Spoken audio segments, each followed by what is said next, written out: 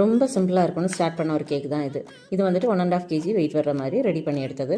Customer வந்துட்டு ஒரு reference pic send பண்ணியிருந்தாங்க. அதில் இருக்கிறது மாதிரியே வேணும், டால் வைக்கணும், ஆனால் கேக்கோட டாப்பில் வைக்க வேண்டாம். இதே மாதிரி கேக்கோட பக்கத்தில் ஒரு டால் இருக்கிறது மாதிரி வைக்கணும். ஃபர்ஸ்ட்டு இந்த டால் வந்துட்டு சின்னதாக ஒரு கேக் ரெடி பண்ணி அதில் ஃபிக்ஸ் பண்ணி வைக்கணும்னு தான் நினச்சிருந்தேன். அப்புறமா கேக்கில் அது வைக்க வேண்டாம் அப்படின்னு நினச்சிட்டு தெர்மோகால் பால் இருந்துச்சு, அதிலேயே அந்த டாலை ஃபிக்ஸ் பண்ணி அந்த தெர்மோகால் பாலோட பாட்டமில் வந்துட்டு டபுள் சைட் டேப் வச்சு அதை அந்த போர்டில் கேக்கோட போர்டில் அப்படியே ஃபிக்ஸ் பண்ணி கொடுத்துருந்தேன்.